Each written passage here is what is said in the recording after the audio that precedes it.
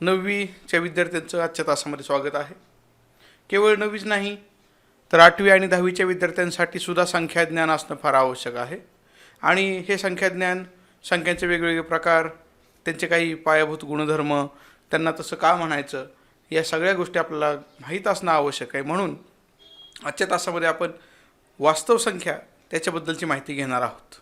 यासाठी आपण जात आहोत ते आपल्या 9वीच्या गणित भाग 1च्या पाठ्यपुस्तकामध्ये.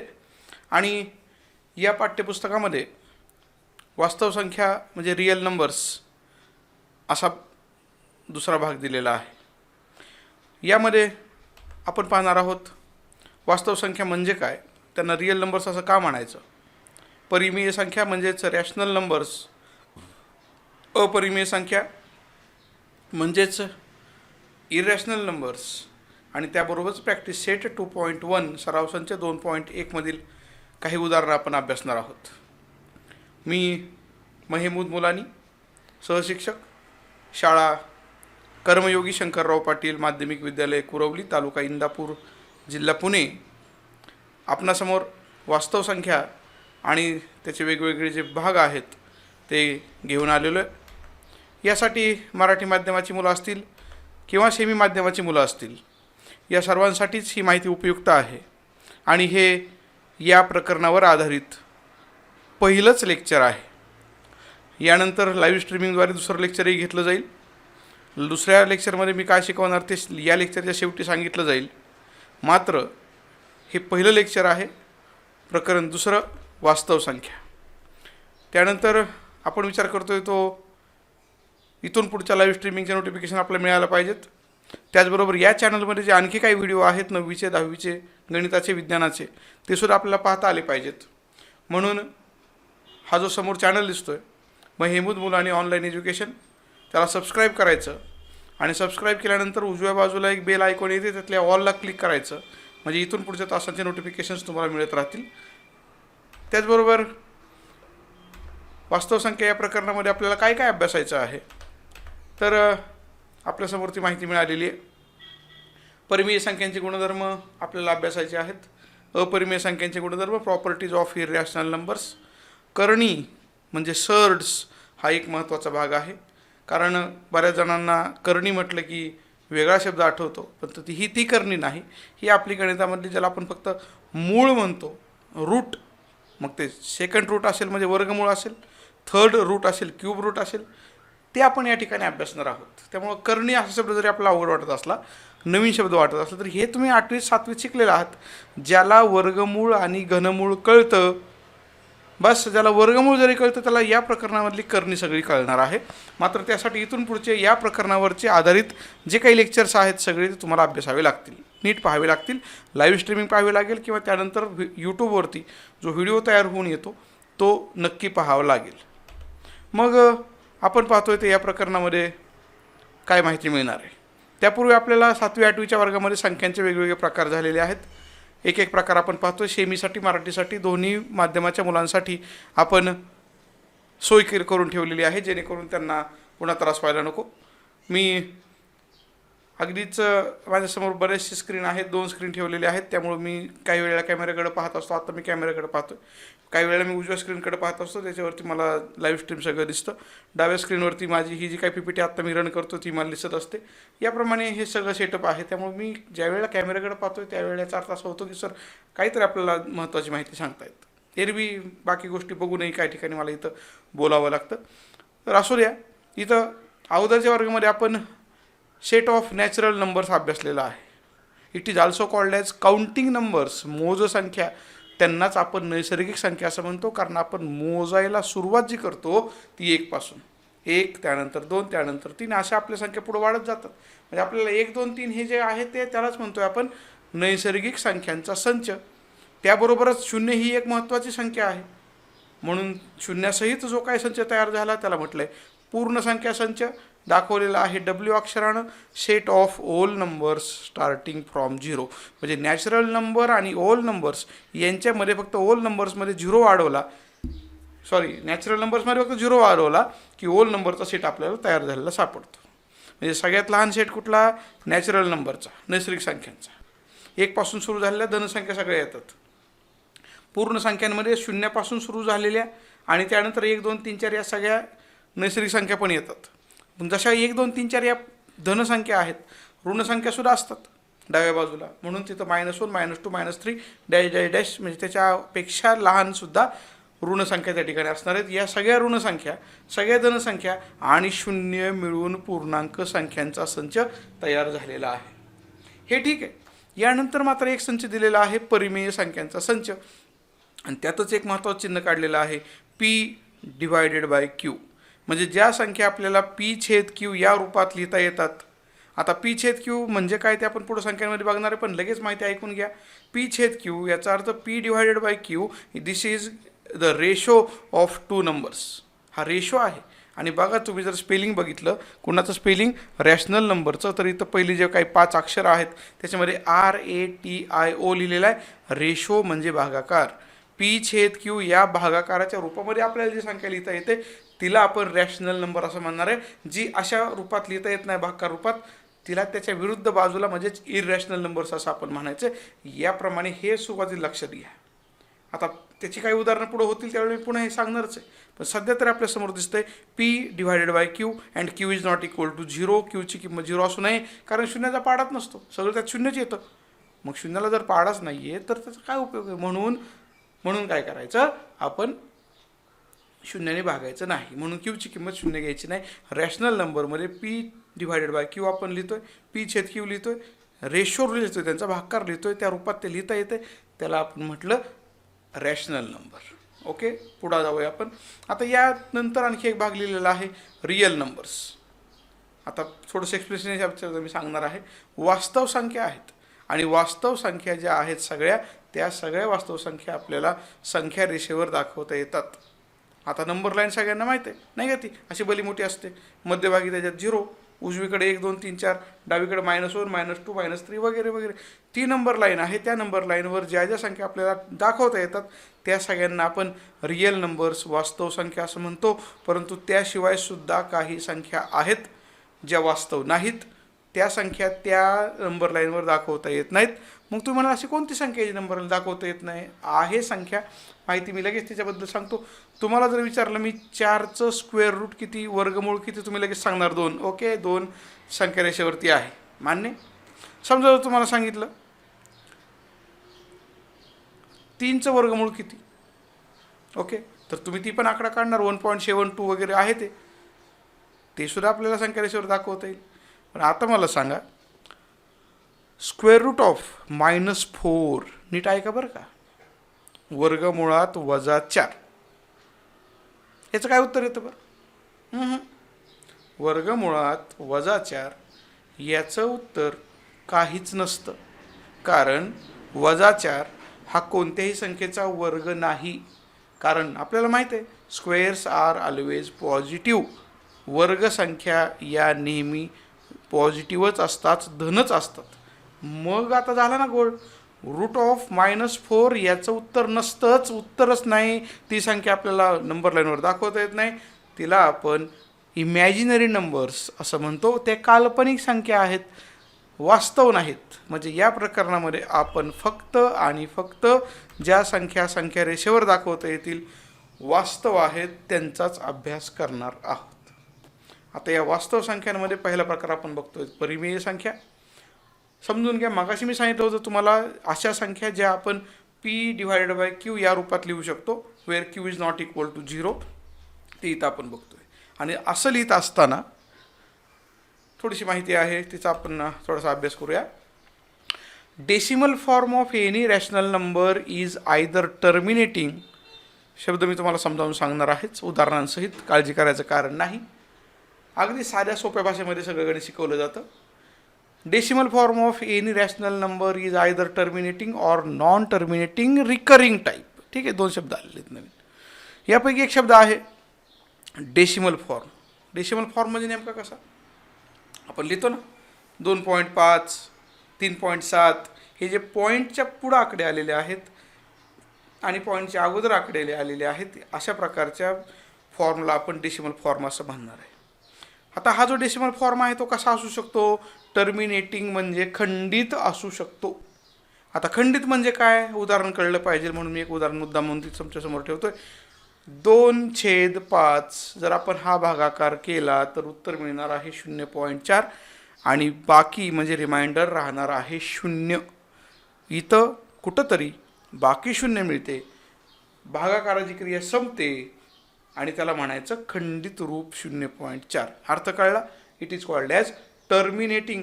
टू टर्मिनेट म्हणजे एंड होणे, भागाकाराची क्रिया संपली त्याला म्हणायचं टर्मिनेटिंग. ओके, आता हे टर्मिनेटिंग झालं, परंतु काही वेळेला टर्मिनेटिंग येत नाही. जर तुम्हाला सांगितलं 10/2 करा तर उत्तर येतं 5, टर्मिनेटिंग झालं, काम संपलं, तो रॅशनल नंबर आहे. जर तुम्हाला सांगितलं आपण 10/3 करा, आता करा, 10/3 केलं, भागाकार केला तर उत्तर मिळणार आहे 3.33 आणि पुढं 3 मिळतच राहते. किती दिवस भागाकार केला 3 संपणार नाही, म्हणून त्या जो नंतरचा 3 आला त्याला आपण रिकरिंग असं म्हणतो. काही वेळेला एकच अंक रिकरिंग येऊ शकतो, काही वेळेला 2 अंक रिकरिंग येऊ शकतात, काही वेळेला अंकांचा एखादा मोठा गटसुद्धा रिकरिंग म्हणजे आवर्ती येऊ शकतो. आणि आता तो एकदा आवर्ती यायला सुरुवात झाली की त्याला काही खंड पडत नाही, तो कितीही दिवस येऊ शकतो, त्याला म्हणायचं अखंड आवर्ती, नॉन टर्मिनेटिंग रिकरिंग टाईप. असं ज्या वेळेला घडतं एकतर भागाकार संपतो किंवा भागाकाराच्या त्या उत्तरामध्ये रिकरिंग टाईप आपल्याला मिळतो, अशा प्रकारच्या संख्यांना आपण परिमेय संख्या म्हणजे त्यालाच आपण रॅशनल नंबर्स असं म्हणणार आहोत, ज्यांचा डेसिमल फॉर्म आपल्याला टर्मिनेटिंग येतो किंवा जर नॉन टर्मिनेटिंग आला तर तो रिकरिंग येतो. मग त्याचं एक उदाहरण आपल्याला इकडे बघायचं. बघा, इथं आपल्यासमोर असं दिसतंय 17/36 भागाकार करून घेतलेला आहे, पुस्तकातलीच माहिती आहे ही. 0.4722 आणि ते 2 पुढे येतच राहते, 2 संपणार नाही, म्हणून 2च्या डोक्यावर टिपका दिलेला आहे. लावलं ना, तो काळं दिसतंय बघा टिपका तिथं 2च्या. याचा अर्थ 2 परत येतोय, 7 येत नाही, 4 येत नाही, फक्त 2च येतं. याला म्हणायचं अखंड आवर्ती रूप, नॉन टर्मिनेटिंग रिकरिंग टाईप. म्हणजे असं घडणार आहे, नॉन टर्मिनेटिंग आहे पण रिकरिंग आहे, त्याला सुद्धा म्हणायचं रॅशनल नंबर, परिमेय संख्या. एक संकल्पना मी स्पष्ट सांगितली. रॅशनल म्हणजे जर तुम्ही डेसिमल फॉर्म्युल्याला गेलात, भागाकार करायचा प्रयत्न केलात तर तुम्हाला एकतर खंडित मिळेल, भागाकार क्रिया संपेल, किंवा जर नाही संपली तर रिकरिंग तोच नंबर परत मिळत राहील, त्याला म्हणायचं परिमेय संख्या, रॅशनल नंबर. मग या रॅशनल नंबरबद्दलची माहिती आपल्याला पाहता येईल आणि त्याच्यामध्येच तुम्हाला त्यांनी प्रॅक्टिस सेट 2.1 दिलेला आहे. खालीलपैकी कोणत्या परिमेय संख्यांचे दशांश रूप खंडित असेल आणि कोणत्या संख्येचे दशांश रूप अखंड आवर्ती असेल ते लिहा.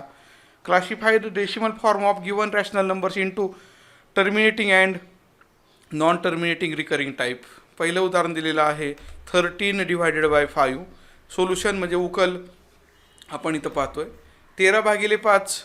त्याचं उत्तर आपलं आलं, आपण भागाकार केला, करून बघा तुम्ही त्यानंतर थोड्या वेळाने भागाकार. 13/5 केलं, उत्तर त्याचं आपल्याला मिळालेलं आहे 2.6. आता हे 2.6 आलं, बाकी 0 राहिली, म्हणजे इथं आपल्याला भागाकाराची क्रिया खंड झाली, संपली, त्याला म्हणायचं टर्मिनेटिंग. शब्द लिहून टाकला आपण. काय आहे? खंडित आहे. डेसिमल फॉर्म जो मिळाला तो खंडित मिळाला म्हणजे टर्मिनेटिंग मिळाला. दुसऱ्या उदाहरणामध्ये 2/11 जर आपण केलं तर 0.181818 परत येतं आहे, म्हणजे ते 18 परत येतं आहे, म्हणून 18च्या डोक्यावर आडवी रेषा काढलेली आहे. हे आहे नॉन टर्मिनेटिंग म्हणजे अखंड, मात्र इथं आवर्ती मिळालेला आहे म्हणून शब्द लिहिलेला आहे रिकरिंग. नॉन टर्मिनेटिंग रिकरिंग असा शब्द आपल्याला या ठिकाणी आलेला दिसतो आहे.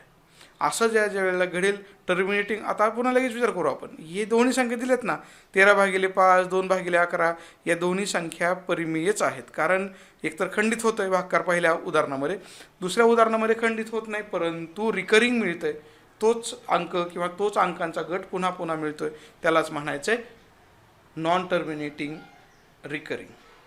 तिसरं उदाहरण तुम्ही सोडवायचं आहे, तुम्हाला ते माहिती आहे, पुस्तकात आहे उदाहरण. प्रॅक्टिस सेट 2.1 दुसरा प्रश्न विचारलेला आहे, खालील परिमेय संख्या दशांश रूपात लिहा. म्हणजे तुम्हाला याचा भागाकार करायचा आहे. 127/200 हा भागाकार करायचा आहे आणि तो केल्यावर उत्तर मिळालेलं आहे 0.635.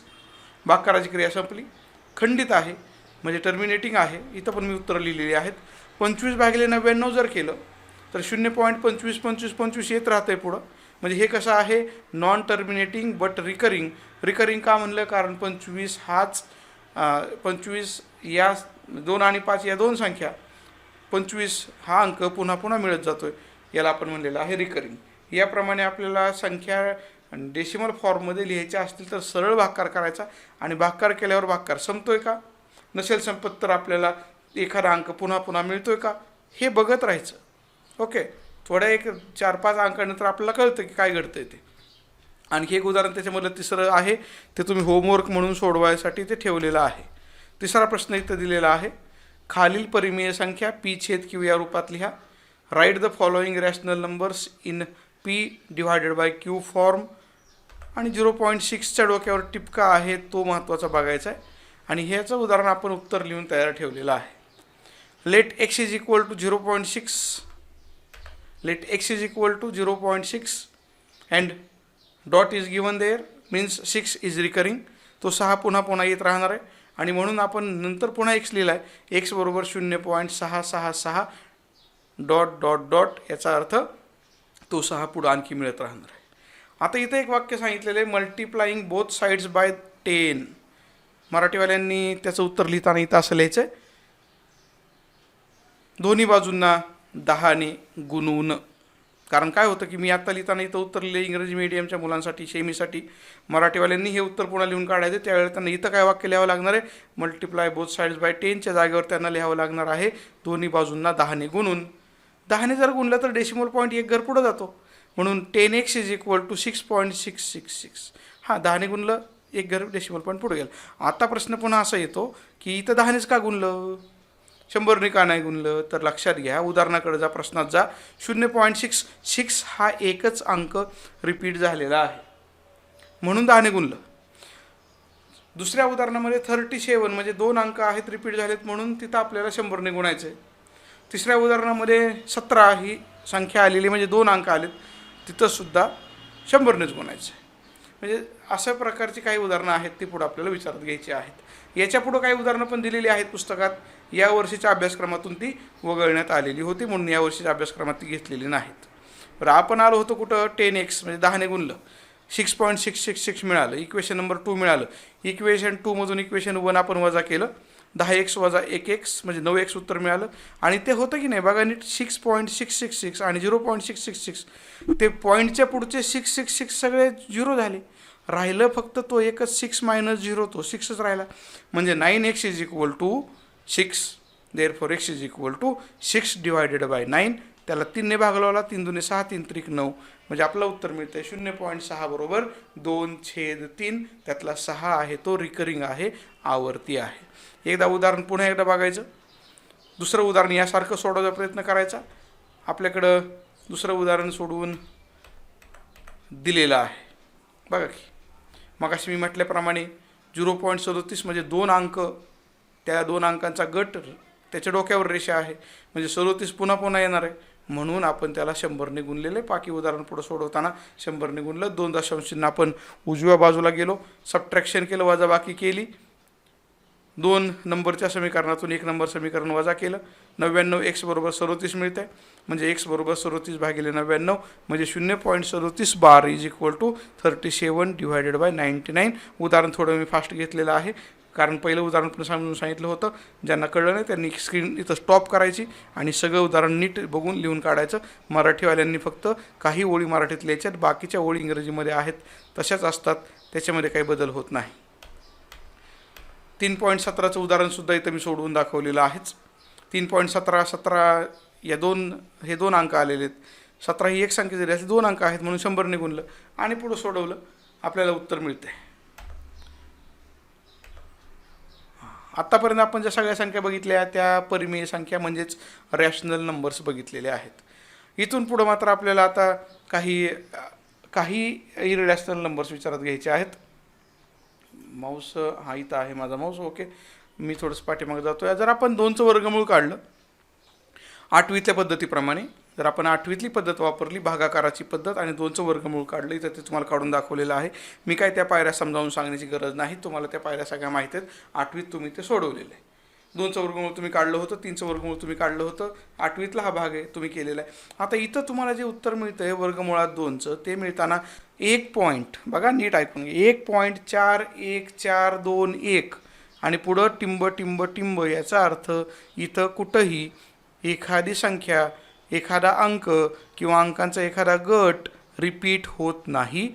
कितीही दिवस तुम्ही याप्रमाणे जर भागाकार करत राहिलात तरीसुद्धा भागाकाराची क्रिया संपणार नाही. याला नॉन टर्मिनेटिंग म्हणजेच अखंडित असं म्हणायचं. कधीही संपणार नाही एवढं मोठं उत्तर मिळू शकतं. म्हणून ओके, आता इथं आपण हे समजून घेतोय की मग आता काय करायचं. जर भागाकाराची क्रिया संपतच नाही तर तुम्ही अंश आणि छेद लिहू शकता का? नाही लिहू शकत. मग जर तुम्ही पी छेद क्यू लिहू शकत नाही, अंश आणि छेद लिहू शकत नाही, तर याला रॅशनल म्हणता येणार नाही.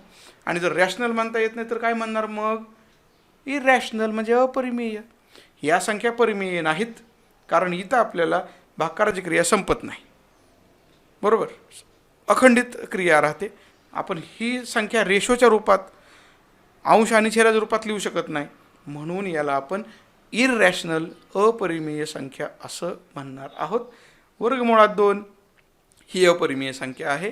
वर्गमुळात 3 ही सुद्धा अपरिमेय संख्या आहे. ओके, अपरिमेय आणि परिमेयमधला फरक तुम्हाला समजला असावा.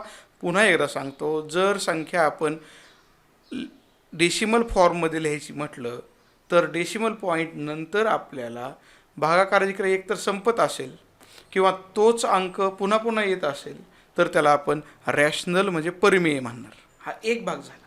दुसऱ्या भागामध्ये काय होतं? दुसऱ्या भागात तुम्ही ज्या वेळेला अशा प्रकारचे एखादं उत्तर काढता त्यावेळेला ते उत्तर कधी संपतच नाही, म्हणजे अखंडित राहतं. आणि नॉन रिकरिंग म्हणजे तोच भाग तुम्हाला पुन्हा मिळत नाही. अनावर्ती म्हणजे अखंडित अनावर्ती असेल तर त्याला आपण अपरिमेय संख्या असं म्हणणार आहोत, इररॅशनल नंबर असं म्हणणार आहोत. त्याची डेफिनेशनसुद्धा आपल्याला याच्या पुढे जाऊन बघायची आहे. ती डेफिनेशन याप्रमाणे आपल्याला दिसते. येथे भागाकारातील दशांश चिन्हापुढील अंकांची संख्या कधीही संपत नाही, म्हणजेच अनंत अंकांचा क्रम मिळणार नाही. काही अंकांच्या गटाच्या आवर्तनाने या संख्या तयार होत नाहीत. यांनाच आपण अखंड अनावर्ती संख्या असं म्हणतो. अखंड अनावर्ती दशांश रूपातील संख्या अपरिमेय असते, तिलाच आपण म्हणलेलं आहे irrational number. A number whose decimal expansion is non-terminating and non-recurring is irrational. रॅशनलमध्ये असं असायचं नॉन टर्मिनेटिंग बट रिकरिंग किंवा टर्मिनेटिंग तरी चालायचं. इथं मात्र नॉन टर्मिनेटिंग नॉन रिकरिंग, भागाकार पण संपत नाही आणि संख्यांचा गट पुन्हा पुन्हा पण मिळत नाही, नवीन नवीन संख्या मिळत जातात. म्हणून हा भाग अपरिमेय संख्यांचा वेगळा ठेवलेला आहे. आपल्याला याबद्दल आणखी माहिती बघायचीच असते. महमूद मुलानी ऑनलाईन एज्युकेशन या चॅनलवरती आपण जर सबस्क्राईब केलं आणि बेल आयकॉनला क्लिक केलं तर आपल्याला या पुढचे लाईव्ह स्ट्रीमिंग बघायला मिळू शकेल. या पुढच्या लाईव्ह स्ट्रीमिंगमध्ये आपण संख्या रेषेवरती अपरिमेय संख्या दाखवण्याची कृती फळ्यावर करून दाखवणार आहोत. वर्गमुळात 2 नेमकं कुठं दाखवायचं, वर्गमुळात 3 कुठं आहे. आता तुम्हाला जर विचारलं वर्गमुळात 4 कुठं आहे तर तुम्ही सांगू शकता वर्गमुळात 4चं उत्तर 2 येतं. संख्या रेषेवर 2 आम्हाला माहिती आहे, ते 2 म्हणजेच वर्गमुळात 4. ओके, काही अडचण नाही. वर्गमुळात 9 कुठं आहे तर वर्गमुळात 9 म्हणजेच 3 आणि 3 ही संख्या रेषेवर आहे. ओके, त्याचीही काही अडचण नाही. पण जर तुम्हाला म्हटलं वर्गमुळात 2 संख्या रेषेवर कुठं आहे तर दाखवता येईल का? आत्ता नाही येणार दाखवतं. त्यासाठी तुम्हाला काय करावं लागेल, फळ्यावर कृती करून बघावी लागेल. यासाठी मी तुम्हाला पुढच्या तासाच्या वेळेला ही आकृती कशी काढायची याबद्दल मार्गदर्शन करणार आहे. वर्गमुळात 2 व वर्गमुळात 3 या संख्या परिमेय नाहीत, म्हणजेच त्या अपरिमेय आहेत. आणि या संख्या रेषेवर कशा दाखवायच्या, वर्गमुळात 2 वर्गमुळात 3, त्याबरोबरच वर्गमुळात 5 आणि वर्गमुळात 10 हे क्वेश्चन सेट म्हणजे सराव संच 5.2 मध्ये तिसऱ्या प्रश्नात विचारलेलं आहे, ते सुद्धा आपल्याला अभ्यासायचं आहे. यासाठी माझा पुढचा तास पहा आणि पुढचा तास पाहण्यासाठी माझ्या या चॅनलला सबस्क्राईब करा, बेल आयकॉनला क्लिक करा. पुढच्या तासाची नोटिफिकेशन तुम्हाला मिळेल. मी आजच्या तासाला परिमेय संख्या आणि अपरिमेय संख्या यांच्यामधला फरक समजावून सांगितलेला आहे. पुन्हा पुन्हा तो फरक नीट शब्द कान देऊन ऐका आणि पुन्हा पुन्हा तो समजावून घ्या. याला तो फरक समजला की आपल्याला इथून पुढच्या सगळ्या संख्या वापरता येतील. बघूया, आजचा तास या ठिकाणी आपण बंद करतोय. पुढच्या लाईव्ह स्ट्रीमिंगच्या वेळेला आपण फळ्यावरती अपरिमेय संख्या संख्या रेषेवर कुठं आहेत? To represent irrational numbers on the number line. Those irrational numbers are √2, √3, √5 and √10. Till then, goodbye and thank you.